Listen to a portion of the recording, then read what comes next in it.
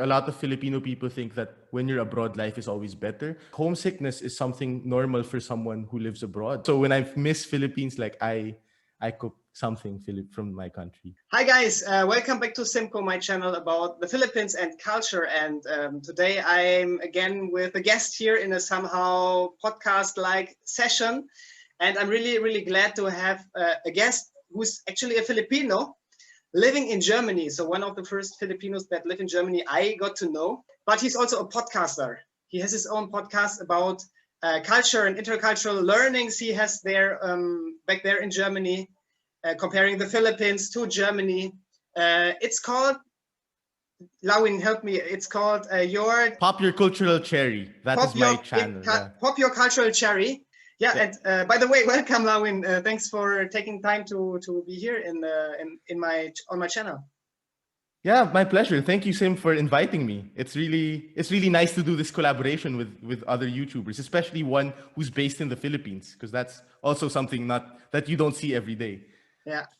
Yeah, it's quite fun. We got to know each other through a comment you posted under one of my latest videos. What we would like to do today is we would like to talk about Germany from a Filipino perspective. Lawin is someone who's really already diving really deep into the culture. He's learning the German language, which is quite hard, I know. And yeah, thanks for this. Thanks for really taking care or being interested in Germany, in the culture and the people. Yeah. Yeah. Yeah. So yeah. Go ahead. Go ahead. Of course. No. So I was just gonna say that. Yeah, I think when you're in a different country, one thing that you really have to do, if you see yourself living there, is you really have to dive deep into the culture and learn as much as you can, so you can better assimilate with the environment, with the society. If not, then you'll always be, well, I'll always also be a foreigner, but I mean, you'll be less of a foreigner and be, you'll have more local friends, get things easier done in the municipality or in the bank or whatever. So what helps you personally to really understand the German culture? What are you doing for that? Yeah, so well, the first thing is that I have a German girlfriend, so I think that's already helping me a lot, and I get to talk to her family a lot, and obviously, well, older generation of Germans don't really speak English, so then I really need to use my German. So that's when it really improves. Whenever I go to her parents' place for like a weekend, then I can see like my level goes higher than if I would just do the German classes. But yeah, so the German classes is how I do it, and just talking to local people, and like doing stuff by yourself, like go to the bank, just even go to the supermarket, talk to somebody, and if just use the language a lot, and then also just talking to people like Sim, like makes me understand how German people think. So I think that's the best way. So language is really a key. It's interesting because I feel the same here. When I start talking Tagalog, the people will open up, and I will get a connection to them. Yeah. So thanks thanks for really for bearing with the difficult German grammar and stuff like that. No, you speak really good Tagalog as well. Like you and your wife, you guys speak really good Tagalog. Like it's crazy. That's really good. Yeah, thanks for that compliment. Appreciate it. Yeah, I think you grew up here in the Philippines, if I'm right, in the Manila area, in the Metro Manila. How did your life look before you came to Germany, and what was actually the motivation why you moved to Germany? Yeah, so basically, I grew up my entire life in Mandaluyong, which is part of Metro Manila. So it's really, really city. I did all my studies there, and then I also had my job there for 6 years. So I worked for one of the biggest telecom companies in the Philippines. And after 6 years, I kind of realized that I'm not so. I mean, after that, like 26 years, 27 years in one city, like you kind of get bored. So I realized that maybe I need to change something. I also did a Euro trip for a month back then, and I just fell in love with Europe in general. I did it with a Dutch friend of mine, so I have a really good friend who's Dutch, and so I realized that maybe I can go to the Netherlands, and I found the easiest way for a Filipino person because of all these visa stuff. the easiest way for a Filipino person to actually find work or have a career in Europe is to study again. So I did my master's in the Netherlands. And then when I was looking for a job, I couldn't find one in the Netherlands, but I crossed the border into Germany. And one of the first few companies I applied for, like I got accepted. So yeah, that's how I ended up here in Germany. So yeah. So you just stepped over the border from the Netherlands to Aachen, which is like really dikit-dikit sa border, you know? Yeah, it is. It's all. I can walk to the Netherlands. So basically, I just stepped over to the border, and I'm in the first city that I stepped on. Yeah, yeah.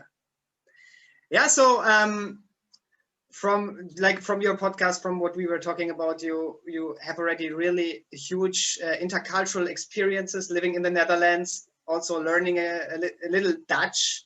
Then now in Germany, learning the language there, really trying to connect to the people. What should they know about Europe, maybe in general, like, or the places you could go or you went already to, uh, and Germany specifically? What should they know? The first basic thing is that the weather is very different. So you have to kind of prepare a little bit. When I came to Europe, I didn't even own a warm jacket, a warm sweater. So I had to buy everything in Primark, like the cheapest ones I could find. So I never owned anything. And also like pajamas, like when you sleep, like if you go to Yeah, the Philippines, you see how what people wear. They just wear basketball like shirt and then like shorts. But like when in the winters here, it gets pretty cold. So yeah, just invest in like pajamas and like a warm jacket, and that really helps.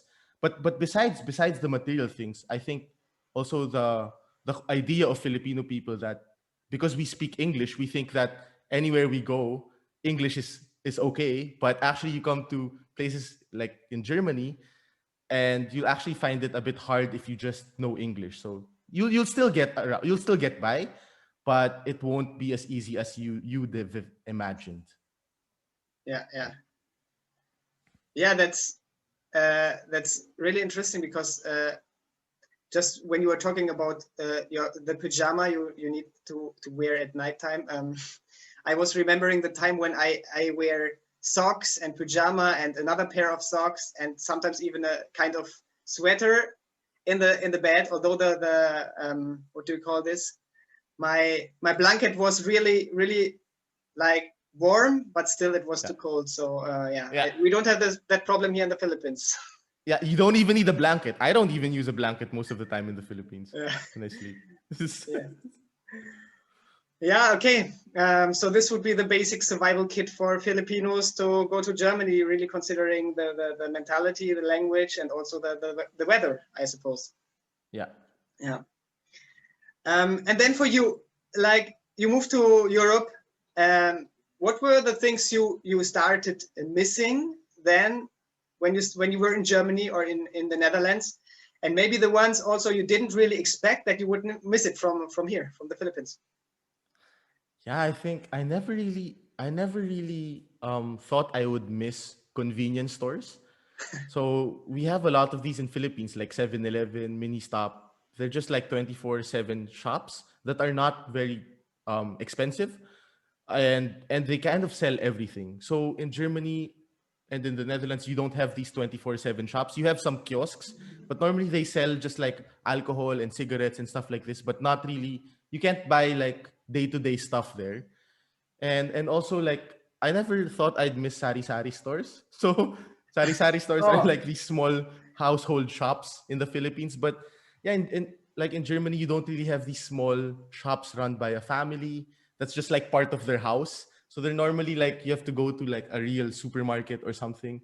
So yeah, these are some things, and also street food, like because oh, it's not really a culture in Europe in general to have like street food. Like when you go out, you just some stalls in the street, and normally in the Philippines, sometimes the street food is even better than the restaurants. And here you don't really have that option unless there's like not even yeah carnival or like Christmas market. Then you have some street food and it's really cool. But like the rest of the year, you don't really have these stalls. So, yeah, mhm. I really miss that. Yeah, yeah, yeah. Speaking of sari sari store, what I like most is that whatever time you can go there. so they don't almost never have any like opening hours. You just go there, even if it's 10 in the evening and you want to drink a Coke, you go there and buy it. In Germany, you just have to figure out Hangang until which hour Yeah, the store would be open. So that's really, really nice. exactly. Yeah. And then this just whole 24/7 concept doesn't exist here, especially on Sundays when everything is closed. So sometimes on Sundays, I just wish, I wish there was a 7-Eleven or a Sari Sari store where I could just buy like a cola or something. Mhm. But for you as an employer in Germany, how do you think about this, like five days working, 2 days off, like really having a weekend? How does it feel for you compared to like your job here in the Philippines?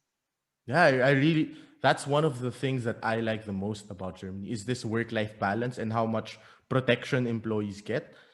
They can't really get abused by their employer, and the system is so good at protecting employees. So in the Philippines, like you'll hear a lot of people actually working until Saturdays, or they work really weird hours, or it's normal to have overtime. And even if you don't work weird hours, there's still some expectations from you when you step out of the office at 5 or 6. So I remember when I was working in the Philippines, like at I don't know, until 10, you get massive loads of emails, massive loads of WhatsApp messages from your colleagues or whatever. But in Germany, like when it's your time off, when it's after 6 or whatever, like there's no expectation for you to do anything Mhm. work related unless really really special occasions, but in general no. And also when you're on vacation, like nobody's gonna bother you because that is your right to like have this vacation. But in the Philippines, sometimes like even during your vacation, like people are like messaging you and it's like annoying. Yeah. Yeah, I just was chatting with the secretary of a doctor last week, and she told me she was just scheduling my appointment with the doctor, but then she told me, "Oh, sorry, I can only send you the receipt for your consultation on Monday because I'm off work." So I was really wondering, okay, you are off work, but you are scheduling my appointment. So what has happened there? Because really in Germany, if you are off, you are off, and you are not available for your employer. Yeah. Yeah, right. Um, okay, did you have like or just talk about maybe also about the feeling how it feels to live abroad? You also said you always would be, of course, you always stay a foreign person abroad. Still, you enjoy living there, but yeah, do you also sometimes go through some hard times or some difficult times? Like homesickness, missing maybe your family, your friends back here, and yeah, how do you deal with that?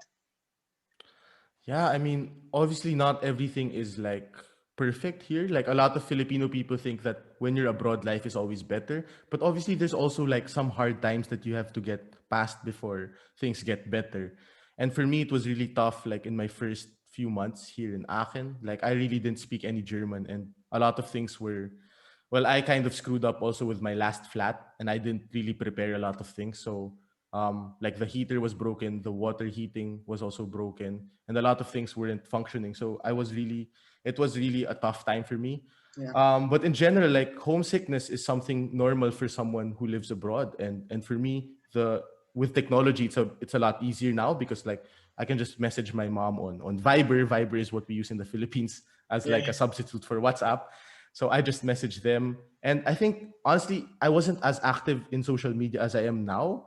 I think social media helps me also kind of keep in touch with what my friends are up to and also with news. So I can see like, oh, this happened in the Philippines. Otherwise, like I'm kind of I don't know what's really going on. And just like memes, I like memes, so I like funny images or whatever. So this also memes about the Philippines, memes from the Philippines, like it also keeps me updated with what's happening in the society. So that's how I fight homesickness. And also, when I was living in the Philippines, I didn't cook a lot. Uh-huh. But when I moved to Germany and or Europe in general, like you realize that actually eating out isn't always cheap. Like you actually spend a lot of money when you eat out. But in the Philippines, like it's so cheap to eat out that I never really bothered to learn how to really cook. Mhm. But when I got here, I started to learn how to cook. And one of the first things that I learned to cook was like Filipino food. So like the adobo, the sinigang, and whatever. So that helps me also when I miss Philippines, like I cook something from my country. So how are you cooking sinigang back there in Germany without the powder or the taste? How do you do the seasoning of sinigang? Funny thing is, all the Asian supermarkets, all the Asian shops, they sell the sinigang mix. Ah, really? Really? Okay. Yeah. You just have to find it. It's in one corner usually because like other Asian countries are way more represented in Germany, so Vietnamese or whatever, Chinese. But the Filipino corner is like a small corner with, and one of the most popular things you'll find there is like the sinigang mix. Yeah. Nice, nice. Yeah, thank you, Lawin, very much. Thank you very much for your time, for sharing your insights about Germany, about your cultural learnings. And there is much more to talk about. That's why we're going to continue within another series here on YouTube. And we will also continue in your podcast talking about the Philippines and Germany. And yeah, in the next episode, I would like to ask you some questions as a German. For me to understand more about the Filipino culture and the Filipino people, and some things I would like to learn from you.